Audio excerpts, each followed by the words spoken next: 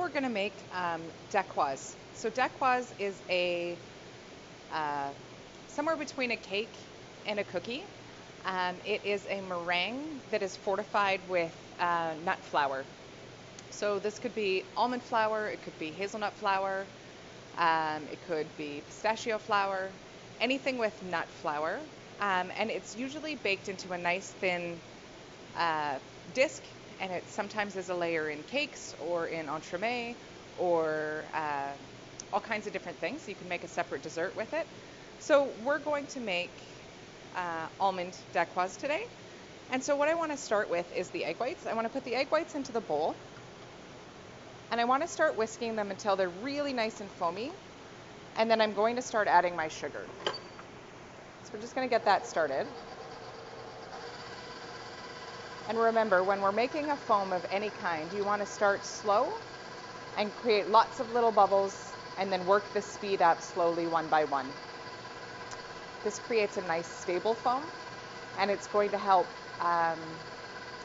let it last longer. If we made a foam with big bubbles, they tend to burst rather quickly, and so your mix deflates. So we want to do this nice and slowly. So while that's getting foamy, the next thing I want to do is I want to sift my dry ingredients. So let's sift our dry ingredients. We want to do our flour, our almond flour, and our icing sugar. And I like to kind of layer them a little bit just so it helps mix it up as I'm sifting. So I do a little bit of everything. I'm going to sift that through. It's really, really humid here today, so everything is a little bit chunky. So this is an extra important step today, but every day, because you don't want little chunks and balls and unbroken up icing sugar, big bits of almond. You want it all to be nice and small. Now I'm just going to run the rest through.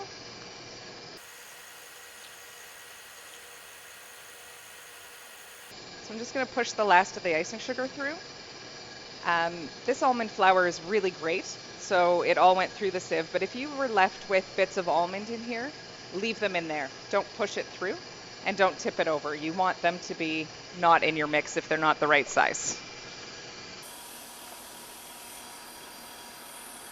Okay, so we've got our dry ingredients sifted. I'm just going to move those out of the way.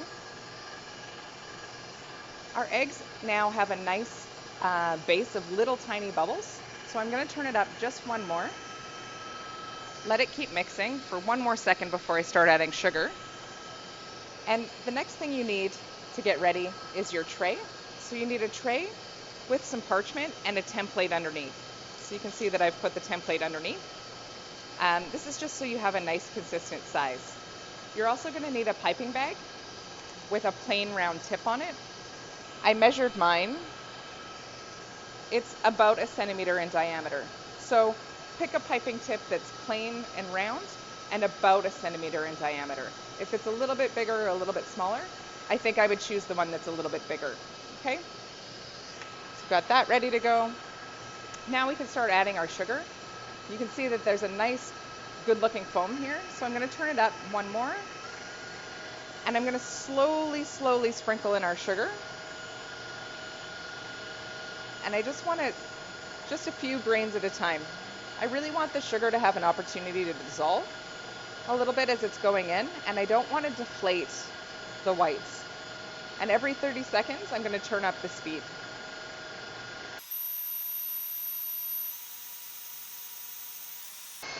So just keep adding your sugar nice and slow. We're looking for a good medium peak at the end.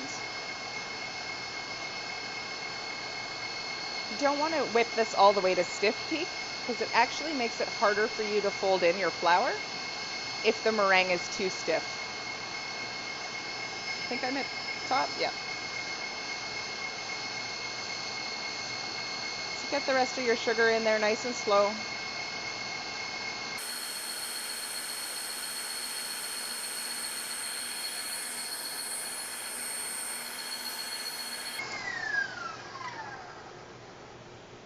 And so now what we're looking for is a nice medium peak. So that means when I take off the whip, it doesn't roll back on itself. So right now, where it's soft, you can see that it leaves a bit of a trail in the bowl, but it's not holding an upright shape. So I want it to sort of come off the tip of the whisk and then flop over a little bit. If it does this, it's soft. If it does this, it's medium. And if it looks like this, it's stiff peak, and that's too far. So I'm going to let this whip just another minute.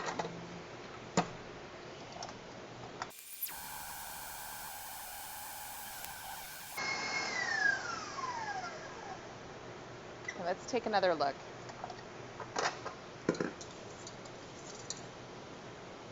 So now, it's hard for me to do it when you're above, but can you see how it just sort of curls to the side? This is a good medium peak, okay? Just when it sort of flicks to the side. If it was standing straight up, that would be stiff peak and too much. And you saw earlier how soft it was and it clung to the whisk, and it wasn't quite enough, but this is perfect.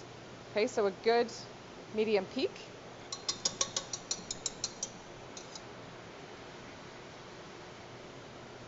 Going to get this out of the way.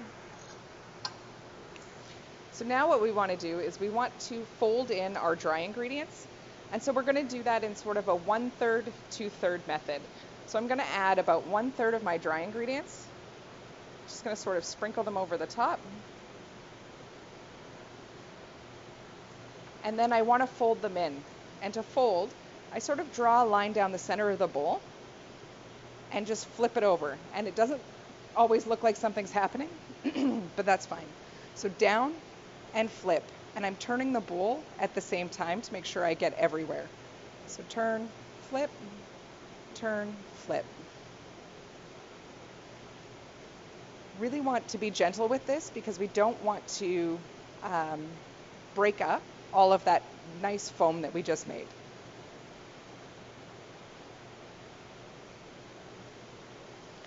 And once it looks like it's mostly through, you don't see any more dry bits, then I'm going to add the rest. So I'm just going to sprinkle the rest over top and continue folding the same method, sort of down, turn the bowl, down, turn the bowl. I always draw a line down the center of the bowl and flip it over. And I just do that while I'm moving the bowl. Right now I can see that there's some dry ingredients sort of clinging to the side, so I'm going to go once around the outside just to make sure that they're all getting incorporated, and then back to the folding motion.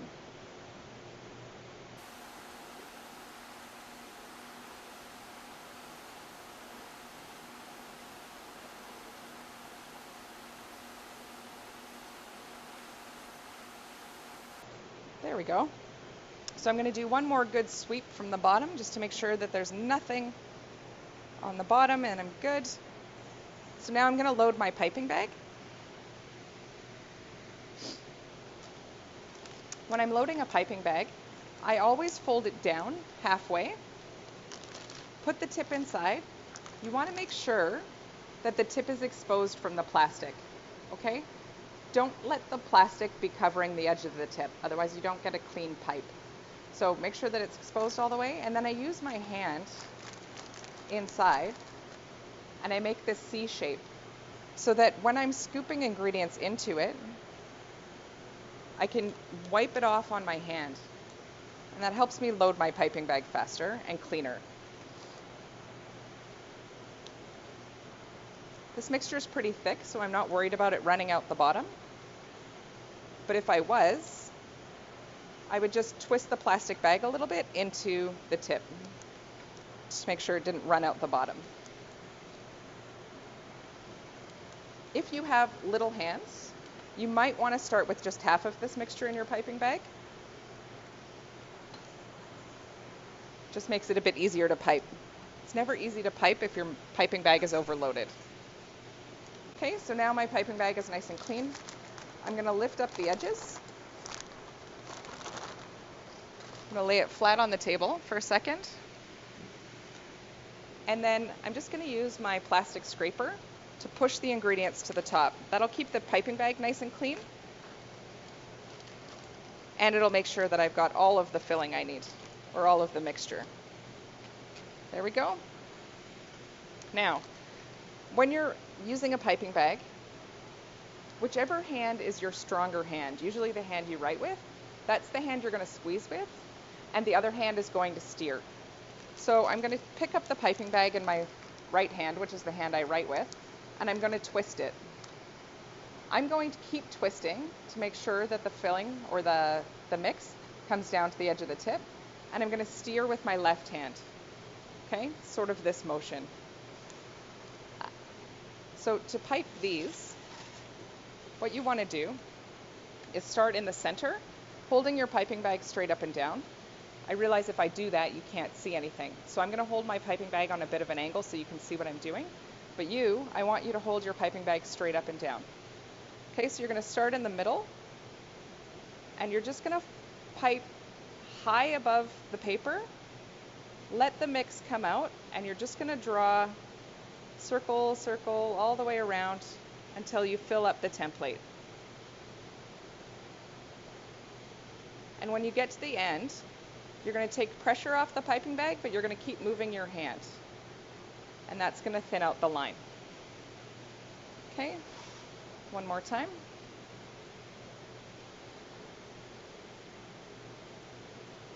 Don't lower your piping bag too much or you'll flatten this line that I'm making. You want it to be nice and raised.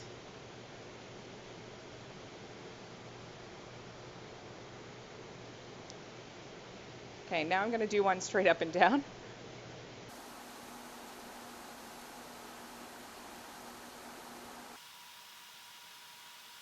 Now I'm going to just slide my template over so I can do another tray or another half. Be gentle to not bounce the tray around too much or to let these fall.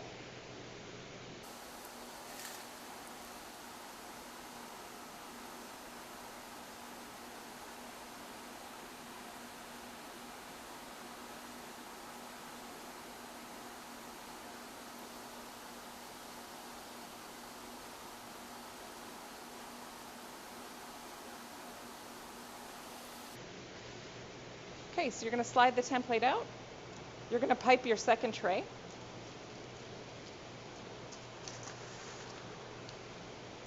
And then you're going to pop these in the oven at about 220 Fahrenheit. And it's going to take about 20-25 minutes. They're going to feel dry on the outside. And you should be able to put an offset spatula underneath and it should slide around. You might have to pop it off, but it should be able to slide around. If it's still wet and sticky on the bottom, they're not done.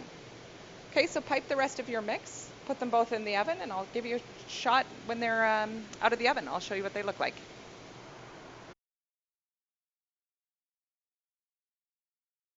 So our Dacqouise has come out of the oven.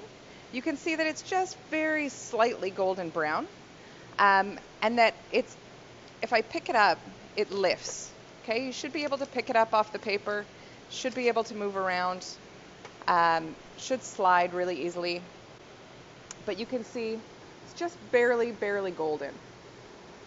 Okay, so once those are ready, you're going to take them out of the oven and just let them cool completely on the tray, and we'll come back to it and finish it soon.